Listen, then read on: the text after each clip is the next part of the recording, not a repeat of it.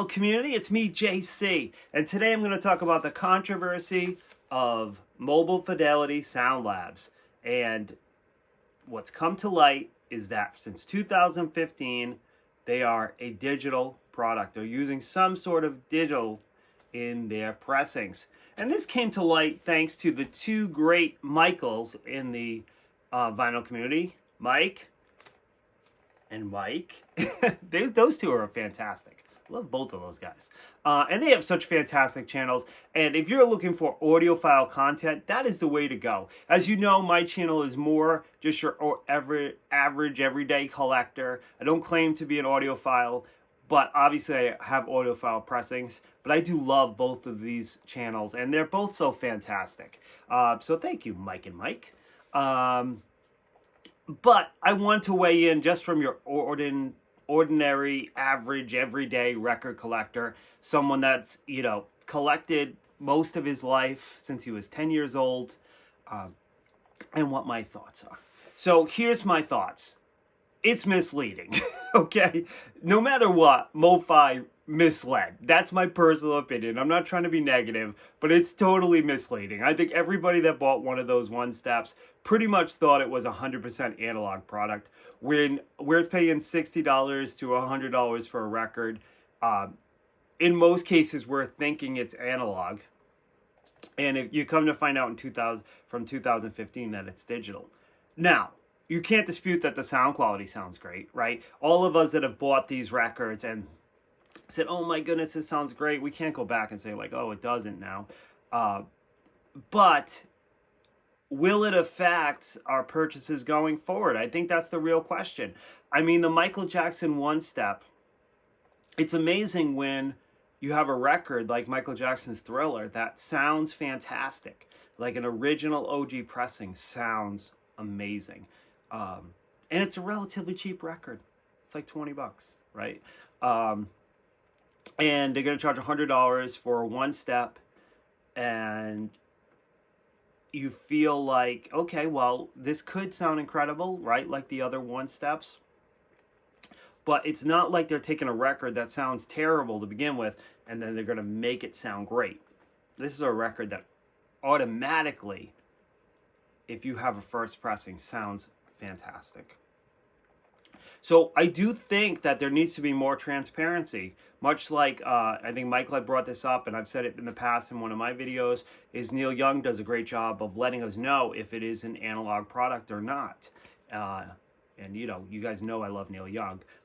He's just amazing at that, letting you know, like, hey, this is 100% analog. And I think that there has to be transparency in that way, because if you think about it, with these one steps or some of these analog pressings, they're getting you to buy, or not getting you to buy, but you might be enticed to buy, that's a better way of saying it, an album that is 3 times the price of a normal pressing, right? If you're spending $60 for a Cars record, I guarantee you can go pick up an analog Cars record down at Purchase Street Records for under $20, or at least around $20. And those first pressings, those Cars albums sound fantastic. But if you're going to buy the MOFI pressing, you're looking at, $60. So if you're going to pay 3 times more and then you find out it's essentially a high-res digital file, I could understand why you're upset, right? But it does come down to, obviously, how does it sound? And for the most part, I haven't heard too many complaints of the MOFI pressings in the last 7 years. So my thoughts on this would be that they have to be more transparent. I feel like transparency. Otherwise, you definitely could see some loss in some consumers. If you're spending that much money and it's essentially a high-res digital file, or you might have someone say, well, I'll just, buy the SC CD, or I will download the high-res digital file and I can save myself $60, right? And take that $60 and go see a concert, or take that $60 and go buy a Tone Poet or something that is 100% analog. Most of my artists use some sort of digital. They use Pro Tools. Uh, I listen to a lot of hard rock and heavy metal and a lot of modern day artists that probably are not using analog tapes, or if they're using analog tapes, they're still using Pro Tools or something along that lines. So there's a digital element to it. The reason why I collect records, there's partly nostalgia, partly sound quality. Um, it's something that me and my son now enjoy together. The idea of taking out a record, cleaning the record. So there's more to it than just the sound quality for me. So I will continue to collect records, but I could understand anyone that's being detoured, and I can certainly understand anyone that's not going to buy one steps anymore.